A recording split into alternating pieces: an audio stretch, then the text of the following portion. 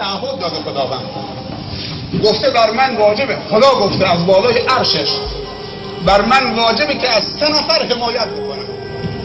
یک، از جوان بی پولی که پول نداره، از جوانی از بندگانم که پول نداره، شهوت بهش فشار آورده، به خاطر حفظ عفتش پناه میبره به ازدواج که شرمنده من نشه.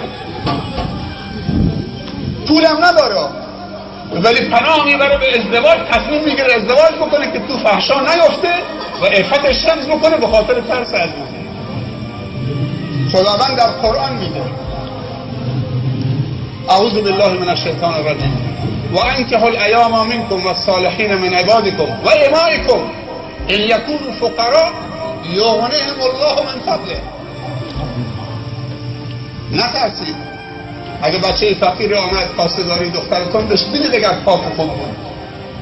اگر فقیر بود من از فضل خودم، از پیش خودم، از روزی خودم این جوانی که تصمیم گرفته داماد بشه ازدواج بکنه که عفتش حفظ بکنه به خاطر ترس از من از فضل خودم اونو غنی میکنم. کسانی داریم تو جامعه که وقتی ازدواج کردن باور بکن فرش تو خونه‌شون نبوده، الان 6 تا بچه دارن، بچه هاشون بزرگ شدن، داماد شدن، عروس شدن، نودار شده. اون موقع روزی 2 نفر داشتن، بخور و نمیر. بچه آمد روزی 3 هم همراهش بود، بچه دوم آمد روزی 2 هم همراهش بود. سبحان الله. بعضی از تجار تو پول پمپرز موندن ولی بچه فقرا داره بزرگ میشه، همراه بچه تاجر داره بزرگ میشه. ما یه همسایه مهاجری داشتیم، انسان مؤمنی بودن، همسایه دیوار به دیوار ما بودن، 6 تا بچه داشت. خیلی وقتا بچه هاشون شاید قد و نیم قد بودن، حاقی و شرطی هم پاشون نبود، تو کوچه تو آبا بازی می‌کردن، ولی بچه های اونم همراه بچه های ما بزرگ شدن. بچه های ما از اونا سالم تر نیستن.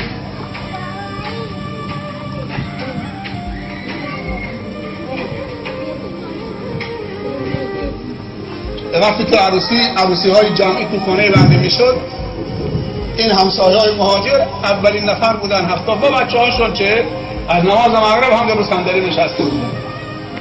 اینا انسانن، کسی دعوتشون نمیکنه تو عروسی. عروسی فقط کسی که کلاسش بالا پول داره دعوتنامه میفرستن برای آقا تو سالن فلانی این دعوتنامه برای صرف شام برای 1 نفر بدون بچه. توهین به منتون نیست نظر شما؟ بعضی دعوتنامه هم فرستن در خونه منا، در خانه ما و شما دعوت به عروسی میکنن ولی 1 کوپن همراهش فرستادن فقط چه برای صرف شام، از همراه آوردن بچه ها معذورید، فقط برای خودت. به نظر شما توهین به شما نیست؟ دیگه بچه نیار که یه دست غذا 20,000 تومان باید براش سرو بکنن، فقط برای خودته. شده یا نشده؟ دعوتنامه بفرستن با کوپن فقط برای خودت، 1 نفر، بچه نیارید. چقدر به ما توهین میشم، ولی ما دلمون خوشه که تو سالن فلانی، تو هتل فلانی ما رو دعوت کردن به عروسی بریم، بچه ول کن. از اون طرف داره توهین میشه، یعنی تو دلت خوشه. من که میگم تو عروسی شربت و شیرینی، الان شربت و شیرینی، اگر میتونی عروسی هم همین هم برگزار نکنی، یعنی همون 50-60 نفر طایفه خودتون در حد یک گوسفندی، همون خانواده، بس تمام شده رفت. برای کی داریم عروسی میکنیم؟ ولی عروسی های سالم مثل چنین عروسی هایی که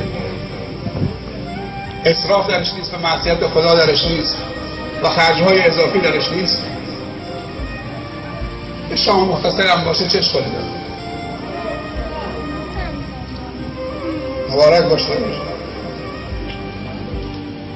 به صندلی برای شما گذاشتم.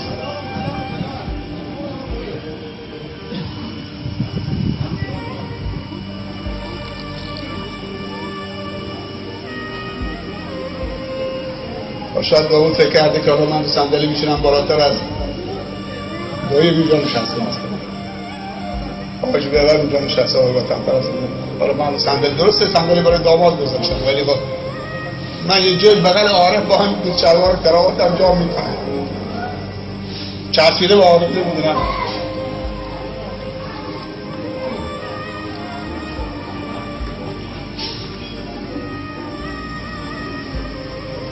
یه شام میذارن چند تا کیک میذارن رو هم. حالا عروس داماد میخواد قدرت نمایی بکنه، کسی که ارتش سرخ روسیه رو شکست داده، کمونیست رو به زانو گذاشته، داماد با این گردن کلوفتی وسط زنها شام میخواد خاموش کنه. بعد که شام خاموش کرد همه کف براش میزنن، شاهکار کرده شام، اسرائیل رو شکست داده. آدم بعضی موقع مرد قیمت خودش چقدر پایین میاره. یعنی تو با این گردنت کلفت حالا اگر تو حالا یه شم خاموش کردی هنر کردی.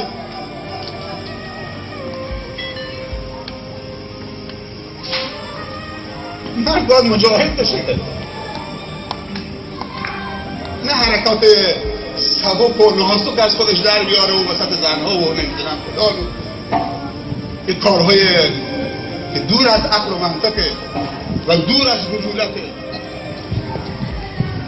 در صدر اسلام تو عروسی شمشیربازی میکردن، نرز پرانی میکردن، کشتی میگرفتن. تو عروسی های امروزه چه؟ یه سری افراد رو میان که لباس زنانه پوشیدن تو عروسی ها برقصن. مرد ها بعد تو دست پشت کمرش میدارن میگن صلی علی محمد، چشم نزنن، چشم نزنن برای رقاص مردی که تو لباس زنه دیگه بالاتر از دیگه چشم لازم نداره. چه کسی چشمش بزنه؟ خود دیگه مرد دیگه تبدیل به زن شده دیگه، چه چشمی یعنی دیگه میخواد چه بشه؟ لباس زنانه پوشیده.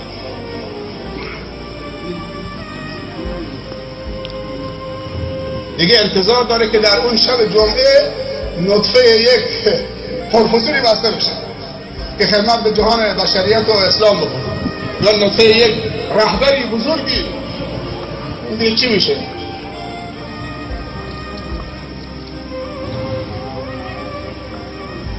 پروردگارا این جمع را مبارک بگردان و این جمع رو روز به روز جمع‌تر بگردان و در جمع ما هیچ احدی رو محروم و مطرود و ناامید برنگردان.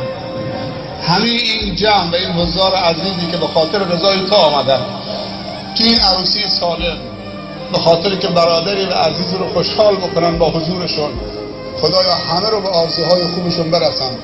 مشکلاتی تو زندگی دارن خدایا مشکلاتشون روان بگردن. خدایا نصرت خودت رو شامل حالشون بگردن. در همه امورات زندگی اونها رو حسن الخاتمه و خاتمه به خیر و دوستفیدی نصیب خودشون و بچه هاشون و خانواده هاشون و دوستانشون بگردن. خدایا به برکت دعای این جمع مخلص با همون محبتی که بین رسول الله صلی الله علیه و سلم و امهات المؤمنین خدیجه، عایشه و سایر امهات المؤمنین برقرار کردید، همون محبت رو بین این فرزندمان و همسرش با همون محبت با این ازدواج محبت برقرار بگردان. با همون محبتی که بین حضرت علی و فاطمه زهرا برقرار کردید، همون پیوند و همون محبت و همون استحکام بین دل این دو زوج جوانی که راضی شدن عروسیشون رو سالم طبق سنت تو و رسول تو برگزار بکنن برقرار بفرما. ثمره این ازدواج رضای تو و خوشنودی تو. خدایا تو ازشون خوشنود و راضی باش، به خاطر که چه؟ غرورشون رو خود کردن و هوا و هوسشون رو تابع فرمان تو کردن و طبق سنت رسول تو. خودت و رسولت رو همچنین از این دو زوج جوان راضی بگردان و خوشنود باش. این ثمره ازدواجش. پروردگارا ثمره دوم عفت و پاکدامنی و شرم و حیا رو نصیبشون بگردان. و با این ازدواج شرم و حیای اونها را کامل بگردان. پروردگار ثمره سوم اولاد سالم، صالح و مصلح و خدمتگزار برای خانواده و طایفه و محله و جامعه و امت اسلامی و امت انسانی خدای نصیبشون بفرماید.